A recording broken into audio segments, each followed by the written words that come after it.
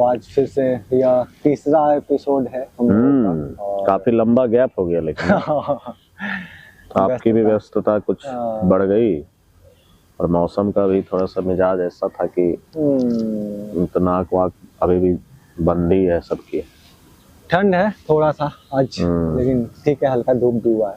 अब तो बस माघ का महीना आ गया। अच्छा, माघ, अब ये भी अनुराग, माघ बसंत ये सब जैसे हिंदू ऋतु है। अब शायद मुझे नहीं लगता है कि अधिकतर लोग हिंदू ऋतुओं के नाम, हिंदी ऋतु मतलब जैसे कि माघ, बैसाख, चैत्र, सावन, भादो, हम लोग भी शायद कंफर्म नहीं है। जैसे घर पे मम्मी वगैरह कभी कभी कहती है कि माघ महीना आ गया, ये आ गया, तब जा करके। अभी कुछ दिनों पहले ही बात हो रही थी तो बारिश भी हुई नहीं है, तो कहते हैं कि माघ महीने में शायद ये होना जरूरी होता है। अब माघ महीना शायद ये फरवरी का ही महीना होता है जहां तक मुझे, और एक बार हमने पिटाई भी खाई थी संस्कृत के टीचर से, जो उन्होंने एसेंशियल कर दिया था कि सबको ऋतुओं के संस्कृत नाम आने चाहिए। जब हम लोग स्कूल में थे किसी को नहीं आ रहा था और उन्होंने एसेंशियल कर दिया था कि जब तक नहीं बोलोगे तब तक पिटाई लगेगी। मतलब मुझे लग रहा है कि 90% छात्र पिट गए थे उस सर से। तो माघ की बारिश तो हो गई, अब देखिए मौसम शायद अब गर्म होने लग जाए। अब शायद थोड़ा था तो, क्योंकि आज कुछ खास दिन है देश के लिए भी, देश के लिए तो बहुत खास, हम लोगों के लिए भी। जी जी जी, तो आज गणतंत्र दिवस है 26 जनवरी। तो है काफी, मतलब 77वां है ना, 77वां काफी खुशी वाला दिन होता है आज के दिन। काफी फील होता है कि जब सच में स्वतंत्रता के बाद हमारे अपने लोगों ने संविधान बनाया, तो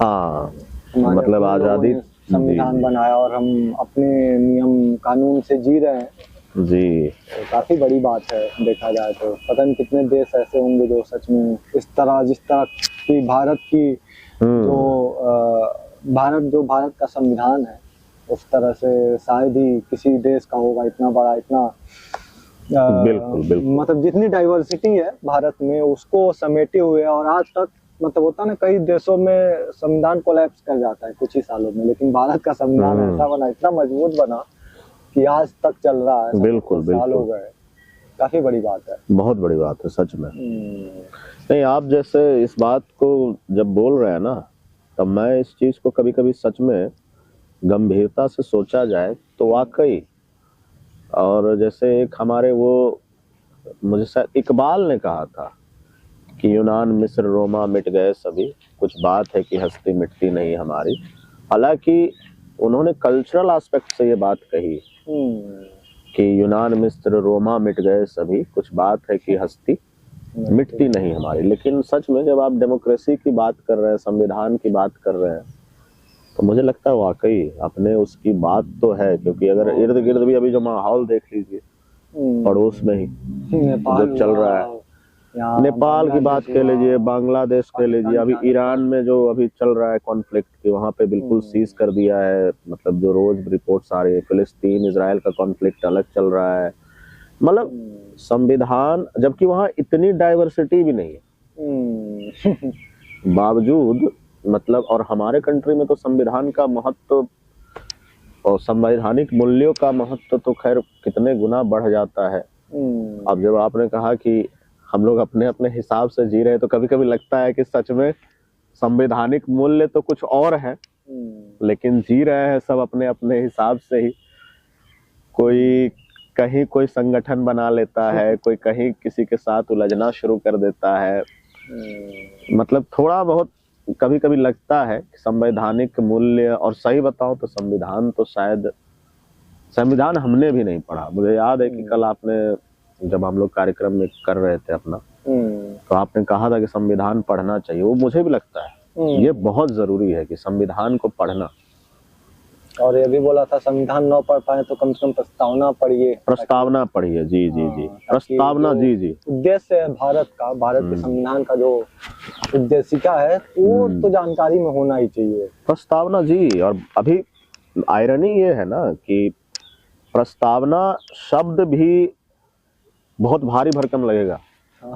आज जो परिस्थिति आ चुकी है उसमें प्रस्तावना शब्द भी मुझे लग रहा है कि लोगों को लगेगा करे, क्योंकि मेरे साथ के भी कुछ ऐसे लोग हैं जो मतलब आप अगर हिंदी के कोई एक आध शब्द ऐसे आप बोलचाल की भाषा में भी यूटिलाइज कर ले रहे हैं जो नॉर्मल है हम लोगों के लिहाज से, उनको नहीं समझ तो वो उसको कटाक्ष करने लग जाते हैं कि अरे ये कौन सा शब्द है, ये कौन सा शब्द है, क्योंकि वो थोड़ा उनको मालूम भी नहीं ना, मालूम भी नहीं है। और थोड़ा सा लगता है कि वो कभी कभी मुझे लगता है उसमें दिखावे की भावना भी हावी हो जाती है कि प्रोग्रेसिव होने का मतलब लोगों को ये लगता है कि आप थोड़ा जो कॉपी और पेस्ट वाली चीजें हैं या फिर ट्रेंडिंग चीजें हैं, तो प्रस्तावना पढ़ना तो दूर की बात है। मुझे लग रहा है आज के समय में प्रस्तावना शब्द कितने लोग बोल पाए या फिर उसको लिख पाए ठीक से, मुझे वो भी बहुत बड़े। हालांकि पहले शायद एनसीईआरटी किताबों में प्रस्तावना मुख्य उसी पे आती थी ना, पहले पेज पे आती थी। गांधी जी का जंतर करके आता था उसमें एक, और प्रस्तावना। गांधी जी का जंतर भी काफी हाँ, वो भी काफी जी जी जी, मैं भी मानता हूँ। अब बाद में जब पढ़ते हैं ना, क्योंकि स्कूल के लेवल पे मैच्योरिटी उतनी नहीं होती है, आज पलट के देखिए उन सब चीजों को तो वो सब कितनी वैल्यूएबल चीज है। गांधी जी का जंतर याद है आपको? हाँ, गांधी जी का जंतर याद है। इतना तो याद है कि उन्होंने लास्ट में कुछ ऐसा लिखा था कि आप जो सबसे मतलब गरीब आदमी है, कभी भी आप किसी डिसीजन में कंफ्यूज हो तो आप देखिए, आप डिसीजन उस हिसाब से लीजिए कि आप सोचिए कि आपने जो सबसे गरीब आदमी देखा, आपके डिसीजन से उसके जीवन पे किस तरह का क्या प्रभाव पड़ रहा है। बिल्कुल, तब आपका डिसीजन हमेशा सही होगा। बिल्कुल, ये हिस्सा उनका हालांकि एक पन्ने एक पेज में होता था, लेकिन यही मुझे लग रहा है उनका मुख्य जो जिस्ट बोल सकते हैं या मुख्य उनका जो उपदेश था या उन्होंने जो जंतर मतलब कहने का मतलब एक टूल दिया था वो यही था। और आज हमें नहीं लगता है कि अभी की जो वर्तमान सोसाइटी बन चुकी है उसमें ये बात तो मुझे नहीं लगता है कि इस डिसीजन के अकॉर्डिंग शायद, और मैं खुद को भी अपने झूठ नहीं बोलूंगा, जब ये सब बातें इस तरह से बैठ के हम लोग इत्मीनान से डिस्कस करते हैं तब लगता है कि हम भी उस कसौटी पे खड़े नहीं उतरते। पता नहीं लाइफ के कौन से डिसीजन हमने ऐसे लिए होंगे जो आदमी सबसे गरीब हमने देखा होगा उसके हित में है या नहीं। हाँ, नहीं कभी डिसीजन हुआ नहीं हुआ ऐसा। अच्छा, इससे मुझे एक याद आ रही है चीज, और मेरे लिए बड़ा भावुक क्षण था वो, क्योंकि कोरोना का काल था और 6-7 महीने में दिल्ली में अकेले मैंने बिताए थे। अकेले का मतलब बिल्कुल ही अकेला। ये भी नहीं था कि मतलब कि घर परिवार दोस्त यार, बिल्कुल ही अकेला था। और उस समय मुझे भगवान के दया से कोई ऐसी समस्या नहीं आई आर्थिक रूप से, और 6 महीने शारीरिक रूप से भी मैं स्वस्थ रहा। और डर का तो खैर माहौल था, लेकिन डर भी वैसा नहीं लगा। बहुत अपने आप को स्ट्रांगली मैंने अपने आप को मोटिवेट करके रखा। लेकिन 6 महीने बाद जब कोरोना में लोग थोड़े से यूज्ड टू होने लग गए थे उस एनवायरनमेंट से, तो मैं घर गया था जब, उस समय भी कोरोना चल ही रहा था। सितंबर अक्टूबर की बात है, सितंबर की बात है, 2020 सितंबर की। तो घर जाने पे आपने देखा ना फेरी वाला जो आता है, जैसे हम लोग के यहाँ हर एक माल बोलते हैं उसे। हर एक माल का मतलब हर एक माल जो होता है एक फिक्स्ड प्राइस, 10 रुपया 20 रुपया, और प्लास्टिक की चीजें लाता है अक्सर।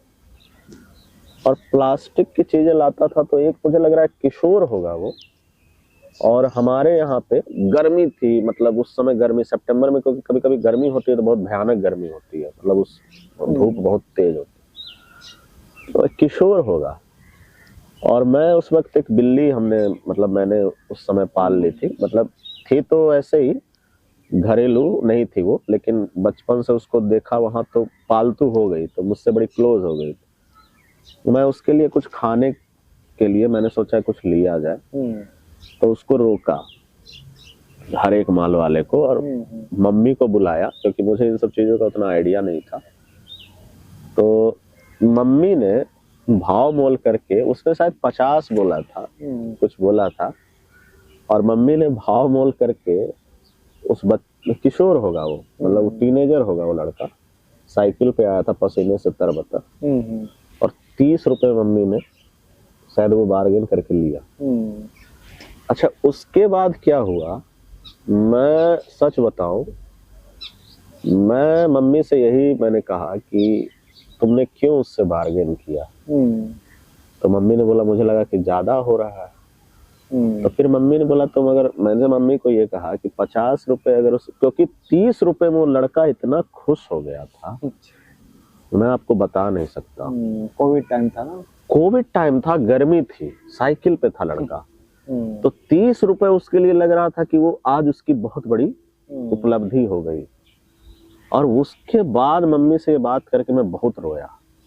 रोने के पीछे मतलब अपने आप रोना आया था। क्यों रोना आया था कि हम लोग कितने आम, जब आपने कहा ना कि गांधी जी का जंतर, कि गरीब आदमी को देख करके क्या हम डिसीजन लेते हैं, कोई नहीं ले रहा हूँ, मैं भी नहीं ले रहा हूँ अपनी लाइफ में भी। उस बच्चे के 30 रुपए की एक आमदनी से वो बच्चा जितना खुश हो गया था, मुझे लगा कि उसके लाइफ में 30 रुपए कितना इम्पोर्टेंट है।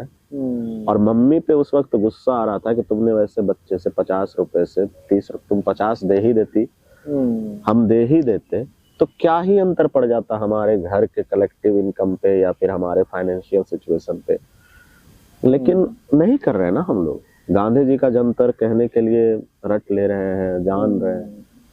हमने भी कोई डिसीजन शायद ही लाइफ में इस तरह से लिया होगा कि जो सबसे गरीब तबका है समाज का, उसके ऊपर वो क्या इम्पैक्ट डालेगा, उसके हिसाब से जो लिया। सही बात है, और सच्चाई भी है। ज्यादातर लोग, हम जैसे लोग भी जो पढ़े लिखे लोग भी हैं, और होता है, और कितने परसेंट लोग, कुछ ही परसेंट लोग जो शिक्षित हैं, वो भी इस तरह से डिसीजन नहीं ले पाते भी। अब जैसे वही सिस्टम की बात करें, अब जैसे हम लोग जहाँ बैठे हैं तो हर जगह जैसे देख रहे हैं चिप्स का पैकेट पता नहीं कब से फेंका हुआ है, और पूरा यहाँ पे तो पूरा कचरा ही कचरा है। और एक होता है, अभी एक शब्द काफी प्रचलित हो भी रहा है, सिविक सेंस, और लोग अलग अलग मजाकिया अंदाज में वीडियो बना रहे हैं, लेकिन देखा जाए तो लोगों का सिविक सेंस कितना हल्का होता जा रहा है। और हमने तो आज ही देखा, आज ही क्या मतलब, हम लोग हर दिन देखते हैं, हर समय देखते हैं, किसी ने चाय पिया और गिलास कूड़ेदान वहां पे और फेंकेगा उसके बगल में। बात सिर्फ कप या किसी कूड़ेदान की नहीं है, पूरा सिस्टम ही एकदम क्या बोले कि मतलब खत्म होता दिख रहा है। आप पर्यावरण देख लीजिए, एजुकेशन सिस्टम देख लीजिए, मतलब विकास कैसे होगा लोगों का जब आप पढ़ाई दे नहीं रहे हैं। हम सिस्टम की बात कर रहे हैं, हम किसी सरकार की अच्छाई या बुराई की बात नहीं कर रहे, वो तो जाएगा उसी पे। लेकिन देखिए, किसी को अगर एजुकेशन की बात कर लें तो कैसा एजुकेशन है, क्या किताबें लोगों को मिल रही हैं, क्या अच्छा पर्यावरण लोगों को मिल रहा है, लोगों का दिनचर्या मतलब लोगों का रहन सहन कैसा है, ये भी देख लीजिए। सब में ढलान ही दिखता है अभी। हाँ, मुझे भी जैसे इस बात से मतलब मैं पूरी तरह से इत्तेफाक रखता हूँ। सिविक सेंस जैसे आपने बताया, कचरे की समस्या तो खैर वो तो दिख ही रही है, मतलब पूरे इंडिया में वो बहुत मतलब गहरी प्रॉब्लम है। सिविक सेंस हर लिहाज से मैं देखता हूँ, जैसे आप ट्रैफिक की भी बात कर लीजिए। अभी रिसेंटली हमारे मित्र हैं विक्रम ने, जो अभी मैंने उन्हीं का कुछ कंटेंट में ऐसा देखा था कि किसी बिहार में ही शायद कुछ एक सरकारी अधिकारी थे और रॉन्ग साइड पे गाड़ी घुसा दी है उन्होंने, और एक महिला से बहस कर रहे हैं कि आपने आप गाड़ी हटाइए। तो ये भी तो सिविक सेंस की कमी है ना, कि अगर पावर जो मतलब जिसके पास थोड़ी बहुत भी पावर आ जा रही है तो अकड़ में आ जा रहा है कि मेरा ही सब कुछ हो गया। और ये वो तो सरकारी अधिकारी है तो उसकी अकड़ है, लेकिन आप छोटे छोटे लेवल पे भी इस चीज को देख सकते हैं। अब यहाँ हम लोग जिस कॉलोनी में जहाँ पे बैठे हुए हैं, वहां आप देखिए सड़क पे लोगों ने जंजीर लगा करके अपना पार्किंग एरिया बना लिया, जैसे कि उन्हीं की जमीन है। सिविक सेंस की कमी है। और मैं जहां भी जा रहा हूँ ये प्रवृत्ति मुझे लग रहा है कि कहाँ से मतलब इसकी उत्पत्ति होती है, जो ये परवाह नहीं करते कि हमारे एक्शंस को दूसरे, वहां भी लगता है गांधी जी का जंतर फिर अप्लाई करे तो वो सब चीजों का जवाब दे देगा, लेकिन यहाँ उतने लेवल पे ना ही जाए, इतना ही सोचे कि हमारे एक्शंस का पड़ोसियों पे या इर्द गिर्द के लोगों पे क्या असर पड़ेगा, तो शायद सिविक सेंस लोगों में आने लग जाए। क्योंकि अब मैंने देखा यही गली में एक फैमिली बहुत बुरी तरीके से लड़ पड़ी थी एक दूसरे फैमिली से। उसमें उनके घर की महिलाएं, उनके घर के युवा, उनके घर के बुजुर्ग बहुत गंदी तरीके से लड़े थे, और रीजन यही था बस वही कि जो जंजीर लगा के वो, और उसको बड़े प्राउड से बताते हैं यहाँ रेंट लगाने वाले कि हमारे आगे खुली जमीन है, उनकी जमीन नहीं है, खुली जमीन है। और सिविक सेंस की कमी तो खैर मुझे लगता है कि मैं कहिए मतलब हमारे साथ भी कई बार इस तरह की घटनाएं घट चुकी हैं, जहां अगर आवाज उठाई हमने तो पता चला है कि पुरजोर विरोध का सामना करना पड़ा, और कभी कभी वायलेंस का भी सामना करना पड़ा, जबकि मैं कोई पत्रकार या फिर कोई समाज सेवी के नाते मैंने नहीं आवाज उठाई। और यहाँ पता है अनुराग, मुझे लग रहा है ये इन्फेक्शन की तरह कैसे फैलता है। जब हमने आवाज उठाई तो मेरा साथ देने कोई नहीं आया, फिर रिएक्शन क्या होता है, विडंबना होती है ना। मेरे दोस्त यार कोई नहीं आए, और उस सोसाइटी की बात करूं, मैंने उस सोसाइटी में फिर जो ग्रुप बना हुआ है उसमें कंप्लेंट लिख करके डाला कि मेरे साथ इस तरह की बात हुई है, किसी ने मेरे साथ गलत हरकत करी है, और मैंने किसी सामाजिक मुद्दे पे ही क्वेश्चन उठाया। सामाजिक मुद्दा मतलब कोई रिवॉल्यूशनरी चीज नहीं, सड़क पे गाड़ी खड़ी कर देते थे तो जिससे आने जाने में दिक्कत होती थी लोगों को, सभी को होती थी, तो मैंने उस पर आपत्ति उठाई। तो मेरे साथ थोड़ा सा वहाँ की लोकल कम्युनिटी से जुड़ा हुआ व्यक्ति था, तो थोड़ा वायलेंस भी किया उसने। तो उस चीज पे जब मैंने आपत्ति करी तो किसी ने साथ नहीं दिया। फिर उसके बाद रिएक्शन क्या आता है, घर परिवार से या अपने अंदर भी एक पनपता है ना ये सवाल कि मेरा साथ किसी ने नहीं दिया तो अब मैं किसी का साथ नहीं दूंगा, मैं क्यों ही इस चीज के लिए बॉदर करूं, क्यों ही इस चीज के लिए परेशान हूं। तो ये चीज एक चेन रिएक्शन में तब्दील होती है। और मुझे लग रहा है अभी कुछ दिनों पहले यही मतलब मुझसे किसी ने किसी कंटेक्स्ट में बात किया था, तो उससे मैं यही कह रहा था कि इकोसिस्टम का मतलब हिंदी में क्या बोलेंगे इसको, वातावरण, एक इकोसिस्टम डेवलप करना पड़ता है। यही आप जाइए यहाँ की पॉश कॉलोनीज में, वहां पे इतनी गंदगी कोई नहीं फैला रहा है। क्यों नहीं फैला रहा? क्योंकि वहां पे एक इकोसिस्टम उन लोगों ने डेवलप कर दिया, या फिर कहिए मेंटल भी एक वो चीज होती नहीं है कि भाई ये बड़े लोगों का घर है तो यहाँ पे हमें कचरा नहीं फैला, वो गलत चीज है।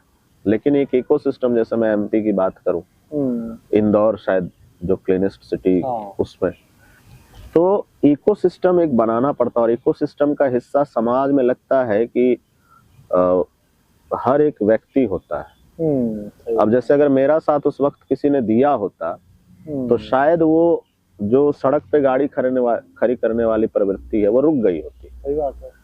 लेकिन चूंकि किसी ने साथ नहीं दिया, आज भी वो चल रहा है। और मैं सच बताऊं तो मेरे अंदर से भी फिर ऐसा आ गया, क्योंकि मैं उस कम्युनिटी में बहुत नया आ गया हूँ। अब मुझे लगता है कि यार क्या मैंने सही किया, मैंने गलत किया या सही किया, इस तरह के सवाल मेरे पास आने लगते हैं और थोड़ी तटस्थता फिर होने लग जाती है। तो ये चीज है। बाकी सिविक सेंस की कमी तो मुझे लगता है कि आए दिन, रील की बात कहिए या फिर पर्सनल जिंदगी में कहिए, हम देख ही रहे हैं। अभी मैं यात्रा पे निकला था, आप लोग तो जानते हैं, करीब 5000 किलोमीटर की यात्रा थी। तो मैं देख रहा हूँ कि सड़क पे व्यक्ति ने, उसके घर में शादी होगी, हाईवे की बात बता रहा हूँ, उसने एक बहुत बड़ा लठ रख दिया था। अच्छा। जो हाईवे था। अच्छा। क्योंकि उसका घर जो था हाईवे से बिल्कुल लगा हुआ था। अब चूंकि गाड़ियां आ रही है जा रही हैं, तो उनको रोकने के उद्देश्य से कि उनकी स्पीड कम हो जाए, उसने लठ रख दिया। उसे परवाह नहीं है कि गाड़ियों पे क्या असर पड़ेगा या ट्रैफिक कंजेशन क्या होगा। तो आए दिन तो ये सब देखते ही है। तो मुझे लग रहा है कि ये सवाल बहुत गहरा है और चूंकि सिखा देना कि कूड़ा कूड़ेदान में फेंकिए या फिर गाड़ी अच्छी जगह पे रखिए, पार्किंग में रखिए, या फिर गाड़ी ऐसी जगह रखिए जहाँ पे दूसरों को तकलीफ ना हो। कल भी हम जा रहे थे इवेंट के लिए, तो वही सड़क पे ही किसी ने बड़ी सी गाड़ी खड़ी कर दी थी। इतनी सी जगह बच रही थी जो बाइक निकलने के लिए काफी नहीं थी, बाइक निकल रही। अगर कुशल ड्राइवर ना हो तो गाड़ी में ठोक देगा और फिर उसके बाद लड़ाई होगी। गांधी जी का जंतर क्या कह रहा है कि सबसे जो गरीब तबका है उसके अनुसार सोच के देखो। जो अधिकारी बैठे हुए थे या जो कम्युनिटी सरकारें थी, उनको क्या लगा होगा कि, और ये होता है, मैंने जैसे बोला पॉश कॉलोनी में देखिए तो गंदगी नहीं मिलती है, एनक्रोचमेंट भी नहीं मिलता है। और जो LIG कॉलोनीज है वहाँ पे गंदगी भी मिल जाती है वहाँ पे, क्योंकि मेंटेलिटी ये काम कर रही है। सरकार हो चाहे कोई संभ्रांत, उसमें जाइए तो वहाँ पे सब चीजें आपको, सरकार भी बड़ी सुचारू रूप से वहाँ पे काम करती है।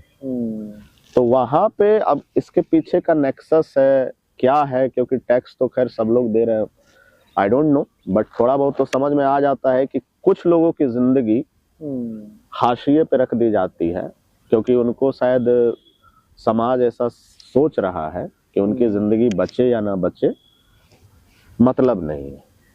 और कुछ लोगों की जिंदगी इतनी खास बना दी गई है कि पूरा का पूरा फोकस होता है उन्हीं लोगों पे कि इनको जो है हम किस तरीके से संभाल के रखे। वो चंदा दे रहे हैं ज्यादा, टैक्स पे कर रहे हैं ज्यादा, या सो कॉल्ड चेहरा उनका इतना प्रभावशाली हो रहा है। तो मुझे लग रहा है ये इस मामले में तो घोर करप्शन आ चुका है। और वो वहाँ गांधी जी का जंतर अप्लाई करिए तो फेल है ना हम लोग। वहाँ पे संविधान के मूल्यों की बात करिए तो हम लोग तो निश्चित रूप से फेल है वहाँ पे। और हर जगह दिखती है, कोई नहीं परवाह करता कि जो बॉटम ऑफ द पिरामिड है वो मर रहा है या उसके साथ क्या हो रहा है। यही है, अब सिस्टम है। आज़ादी के मतलब गणतंत्र दिवस के और सारी मतलब कि जो जब से संविधान लागू हुआ है, अब 77 साल हो चुके हैं, फिर भी जो आज़ादी के नायक थे, जिन्होंने सोचा होगा कि देश आज़ादी के बाद कितना अच्छा होगा, तो अच्छा का तो पता नहीं, लेकिन बुरा होता जा रहा है धीरे धीरे। लोग वही पोल्यूशन की, जैसे हम लोग बात कर रहे थे, क्यों मर रहे हैं, गंदे पानी से लोग मर रहे थे। किसी ने सोचा होगा कि जब अंग्रेज थे तो लोग सोचते थे कि हमारी सरकार आएगी तो क्या होगा, और जब हमारी सरकार आई तो लोग पोल्यूशन से मर रहे हैं, गंदा पानी पी के मर रहे हैं, सड़क पे एक्सीडेंट से मर जा रहे हैं, सड़कें नहीं है। तो मैं पर्सनल लेवल पे सोचता हूँ कि सच में मतलब मैं भी फेल हो चुका हूँ और उस चीज को बताते हुए, हालांकि कोशिश ये रही कि कभी लाइफ में मतलब पूरी इंटीग्रिटी में अपने लाइफ में मैंने रखी, लेकिन इंडिविजुअल लेवल पे भी कभी कभी लगता है कि मैं गगन दमामा बात जी हो पीयूष मिश्रा की, आप जैसे स्वतंत्रता सेनानियों की बात कर रहे थे, उसमें भगत सिंह की एक चिट्ठी का जिक्र है। और उस चिट्ठी का, जब उस चिट्ठी को पढ़ते हैं हम तो कोई भी पढ़ लेगा ना, उन्होंने युवाओं के नाम लिखी थी वो चिट्ठी। उस गगन दमामा बाजियों के स्टार्ट में वो चिट्ठी है। जब वो पढ़ रहा था तो मैं अपने कलीग से एक बार डिस्कस कर रहा था, हम लोग बहुत टेरिबली फेल हो चुके हैं। मतलब मैं, आप सब लोग, मतलब युवाओं को जिस तरह से उन्होंने संबोधित किया था फांसी पे लटकने से पहले, संबोधित करने का मतलब लिखित में जो उन्होंने संदेश दिया था, हम बहुत बुरी तरह से फेल हो चुके हैं उसमें। हमें नहीं लगता है कि आज भारत का कोई युवा अपवाद बचा है उसका, बहुत गिना चुना व्यक्ति बचा होगा अपवाद। और मुझे लगता है कि हाँ ये भी है कि कभी कभी, जिसको कहते नहीं कि सिल्वर लाइनिंग इंग्लिश में बोली जाती है, कभी कभी इस तरह का दिखता है। हम अपने आसपास भी दिखते हैं, अपने लाइफ में भी देखता हूँ। तो जैसे हम लोग पॉल्यूशन की बात कर रहे थे, तो एक लड़की थी हमारे MBA में, बैच में MBA कर रहा था, उसके अंदर मैं एक एटिकेट देखता था। कहीं चाय पीती थी या कहीं वो जैसे होता है ना डिस्पोजेबल ग्लास में अधिकतर लोग देते हैं चाय कॉफी या आप कुछ भी ठंडा भी लेंगे, तो उस लड़की में एक एटिकेट देखता था। वो लड़की हाथ में लिए रहती थी तब तक जब तक कि वो डस्टबिन उसको ना मिल जाए। और मैंने ये भी देखा, कुछ दिनों पहले की बात है, हमारे साथ के ही थे लोग, कि पॉलिथीन जैसे बैग दे रहा है किसी उस सिलसिले में, सब्जी के मामले में, तो फिर उसके बाद कपड़ों के मामले में, तो वो रिफ्यूज कर रहे हैं कि रहने दीजिए, हमें नहीं चाहिए। तो कहने को हम इन सब चीजों को भी टेकन फॉर ग्रांटेड ले लेते हैं, या फिर हमारे साथ वाले कह देते हैं अरे यार हमारे करने से क्या ही फर्क पड़ जाएगा। लेकिन ये अच्छी सोच भी है कि कुछ लोग कम से कम हमारे बीच में से ही इस चीज की मतलब परवाह करते हैं, इस चीज को देखते हैं कि हमें उस चीज में शामिल नहीं होना है। कि जैसे अब पार्किंग, जैसे मैं उस सोसाइटी की बात कर रहा था, पार्किंग बहुत बेतरतीब तरीके से लोग कर रहे हैं, यहाँ भी कर रहे हैं। लेकिन अब मैं भी अगर उसी, जैसे मुझे पड़ोसियों ने कहा कि आप भी यहीं खड़ी कर दिया करो ना, क्या जाता है, तो मैं अगर पार्किंग लॉट में लेके जा रहा हूँ गाड़ी, तो उनके हिसाब से आप गलत कर रहे हो क्योंकि आप ज्यादा मेहनत कर रहे हो। आप भी क्यों नहीं सड़क के किनारे खड़ी कर दे रहे हो। तो ये भी है, आशा की एक किरण भी थोड़ी कभी कभी दिख जाती है, कभी कभी दिख जाती है। और मुझे लग रहा है कि शायद वो चेन रिएक्शन जैसे बुरे चीजों में होता है, वैसे ही में भी कि धीरे धीरे धीरे, आई होप, मतलब आपने शशांक रिडेम्पशन देखी है? हम लोगों ने कभी चर्चा करी थी, वो जो जिसमें जेल हाँ उसने भागता है, वो स्टीफन किंग की नॉवेल पे है। तो उसका कोर ये था, जो उसका मुख्य पात्र का नाम मैं भूल रहा हूँ, वो एक चीज कहता है इंग्लिश में, hope is the only thing stronger than the fear. Hope is the only thing stronger than the fear. हम लोग को भी अब वही सोच के जीना है, और क्या, कि एक hope is only thing, hope is the only thing stronger than the fear. वही है, उम्मीद हम यही कर सकते हैं अपने जिंदगी के लिए और देश के लिए कि चलिए हम भी अपनी जिंदगी में भी बेहतर करें और देश के लिए भी, समाज के लिए भी कुछ बेहतर हो। सिर्फ पैसे के ऊपर नहीं सोचे। आजकल का जो चल चुका है कि सिर्फ पैसा तुम कितना कमा रहे हो, और lack of empathy, lack of civic sense, बहुत सारी चीजें उससे रिलेट करके आप देखोगे तो कोई ये नहीं सोच रहा है कि हमारे एक्शन का कॉन्सिक्वेंस जो है एक सबसे निचले तबके को या बॉटम ऑफ द पिरामिड के लोगों को क्या झेलना पड़ सकता है। बस आप हम कितना अपना बैंक बैलेंस मजबूत कर ले, कितनी गाड़ियां ले ले, कितने फ्लैट्स ले ले। और शायद युवा पीढ़ी को इसीलिए प्रमोट भी किया, इसी तरफ प्रवृत्त भी किया जाता है, हमारा एजुकेशन सिस्टम ऐसा बना दिया गया। तो बहुत घातक है, जब तक अपने ऊपर बीतती नहीं है तब तक लोगों को समझ में नहीं आता है। चलिए ठीक है, फिर आज का यहीं रोकते हैं और फिर से कभी किसी और मुद्दे पे बात होगा। चलिए, खाना वाना हम लोग कुछ बनाते खाते। आपने कुछ खाया है? कहाँ, चाय वगैरह पिया है।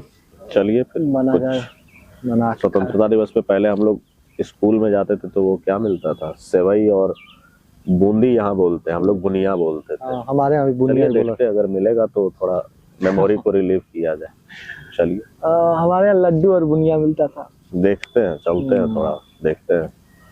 चलिए।